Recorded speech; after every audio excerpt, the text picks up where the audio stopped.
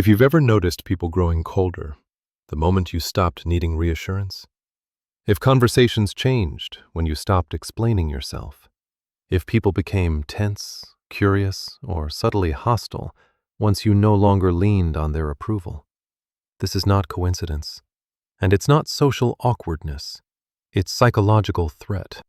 Most people are not disturbed by confidence. They are disturbed by emotional self-sufficiency. Because the moment you stop needing emotional supply, validation, reassurance, mirroring, reaction, you quietly exit the system that governs most human behavior. Thinkers across centuries circled this truth from different angles. Nietzsche saw it in ressentiment. Freud hinted at it in dependency and transference. Modern behavioral psychology exposes it in attachment theory.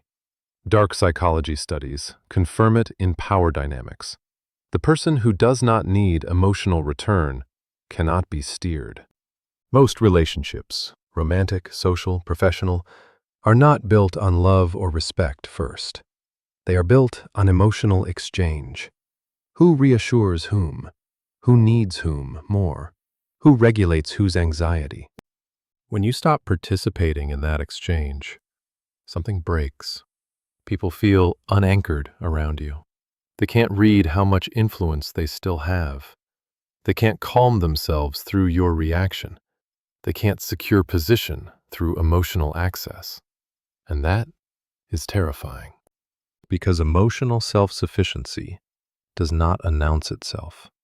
It doesn't argue. It doesn't dominate. It doesn't withdraw dramatically. It simply doesn't need. And need is the invisible currency that keeps most hierarchies intact. History shows this pattern relentlessly. Those who require less become dangerous to systems built on dependence. Those who don't seek emotional shelter cannot be emotionally threatened. Those who don't chase reassurance expose how fragile reassurance seeking really is. In this video, we're going to expose why emotional self-sufficiency feels threatening, why detachment rewires power dynamics, and why the moment you stop needing emotional supply, you stop being manageable. If you've ever felt this shift, or sensed people reacting differently once you became internally complete, this video is not here to comfort you. It's here to explain why.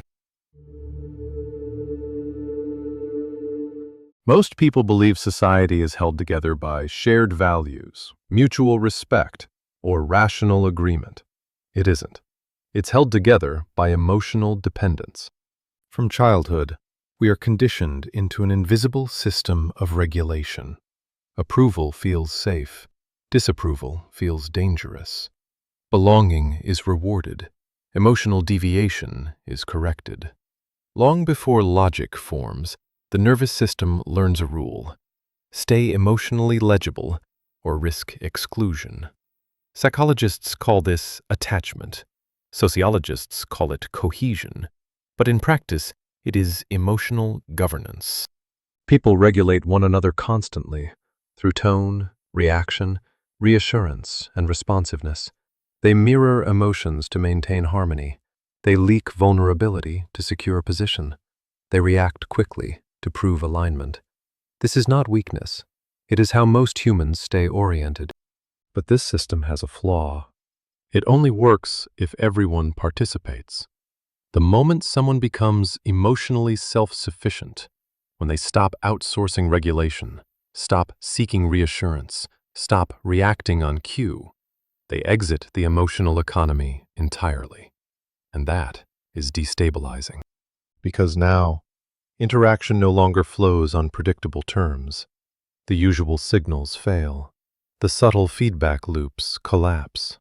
The group can no longer regulate that individual through approval or discomfort. This is why emotionally self-sufficient people are rarely confronted directly. Instead, they are reframed. They're called distant, then guarded, then arrogant, then hard to connect with. Not because they changed, but because they stopped leaking. Freud hinted at this dynamic through transference. People unconsciously place emotional responsibility onto others to stabilize themselves. When that responsibility is refused, anxiety rises. And here is the uncomfortable truth. Most people do not want connection without dependency. They want emotional access. This is why emotional self-sufficiency feels antisocial, even when it isn't. It removes the emotional handrails others rely on to feel secure. You are no longer predictable, no longer reactive, no longer easily positioned. And predictability is how power flows quietly. But emotional self-sufficiency blocks that. When you do not seek validation, approval loses leverage. When you do not react immediately, urgency collapses. When you do not explain yourself, narratives fail. And this forces others into an unfamiliar position. They must regulate themselves. That is where discomfort turns into threat. Because emotional dependence is rarely conscious. People do not experience it as reliance. They experience it as normal interaction. So when someone exits that system, it feels unnatural, wrong, even hostile. Not because the self-sufficient person is doing anything aggressive, but because they are no longer participating in emotional maintenance. And systems built on emotional maintenance do not tolerate non-participation well. This is the first fracture. In the next act, we'll go deeper into what happens psychologically when this fracture appears, why emotional self-sufficiency triggers fear, obsession, and loss of control in others, and why detachment becomes misread as dominance. When emotional dependence is interrupted, the human mind does not respond calmly. It reacts defensively. This is because most people do not regulate themselves internally. They regulate relationally, through reaction. This is where fear begins. Psychologically, uncertainty is more threatening than rejection. Rejection has meaning. Silence does not. Predictability, even negative, allows orientation. Emotional opacity does not. This is why emotionally independent individuals often provoke anxiety without doing anything at all. They don't argue. They don't withdraw dramatically. They don't assert superiority. They simply stop reacting on cue. And the mind spirals. What do they think of me? Did I do something wrong? Are they judging me?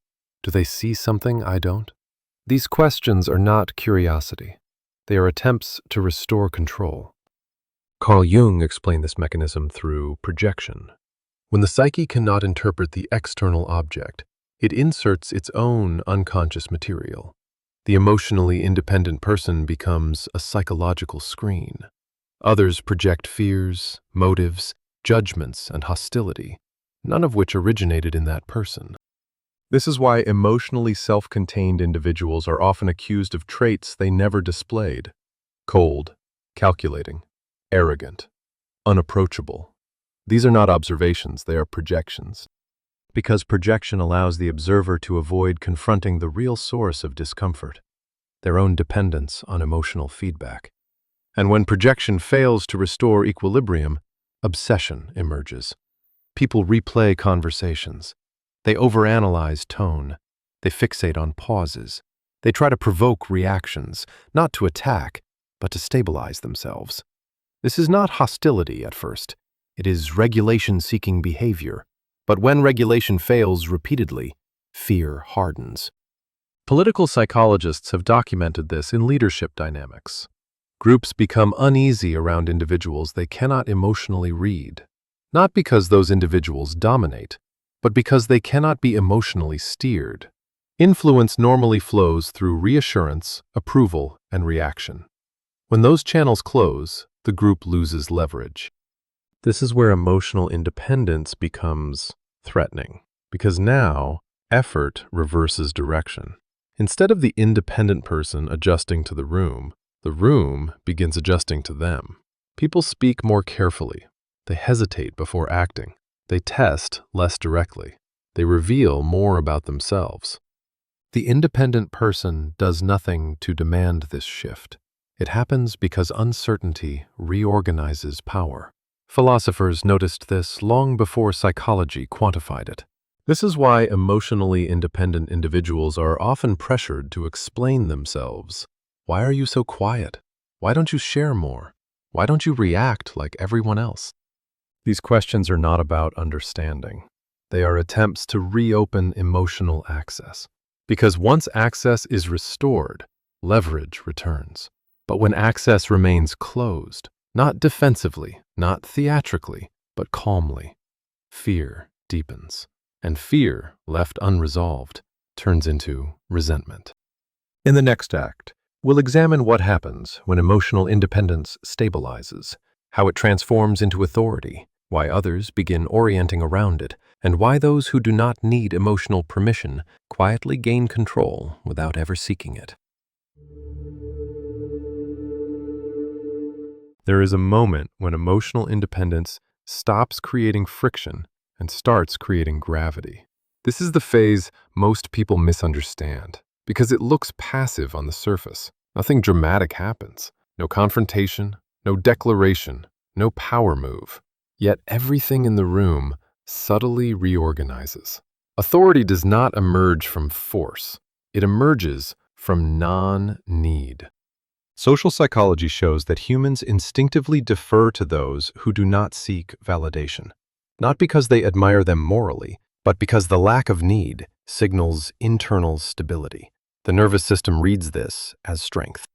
This is why emotionally independent individuals are interrupted less, why their silence is waited on, why their words feel heavier when they finally speak. They are not louder, they are not more aggressive. They are simply not available for emotional negotiation. Arthur Schopenhauer understood this with brutal clarity. He argued that dependence places one beneath the object of dependence. The moment you require approval, reassurance, or reaction, you have already surrendered leverage. Emotional independence reverses that hierarchy instantly. Machiavelli recognized this dynamic in leadership and power structures. He advised that those who reveal their intentions slowly force others to move first. Kafka explored the darker consequence of this posture. Systems depend on legibility. They require explanation, compliance, emotional transparency. The person who does not provide these becomes difficult to process, and what cannot be processed becomes threatening. This is why emotionally independent individuals are often pressured to soften, to explain more, to react more, to reassure others into comfort. But true independence does not rush to comply, because once independence becomes internalized, it is no longer a tactic, it is identity. And this creates a final inversion. You no longer orient around rooms. Rooms orient around you. You no longer seek influence. Influence accumulates. You no longer manage perception. Others manage their behavior. In the final word, we'll consolidate what this means, why emotional independence is rare, costly, and profoundly destabilizing, and how those who can sustain it quietly move through the world untouched.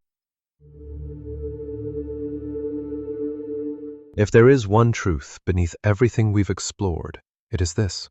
Emotional independence is not rejected because it is cruel. It is rejected because it is inconvenient. It removes the emotional shortcuts people rely on to feel stable. It takes away shared excuses. When you no longer need constant feedback, something irreversible happens. You stop negotiating your presence. You stop offering your inner world as currency. You stop leaking yourself outward to keep others comfortable. And the world feels that shift, not immediately, not consciously, but instinctively. People speak more carefully around you. They hesitate before projecting. They sense that you cannot be easily moved, managed, or absorbed. This is the hidden cost of emotional independence. You will not be universally liked, but you will be internally ordered. Carl Jung warned that individuation would feel like exile before it felt like wholeness.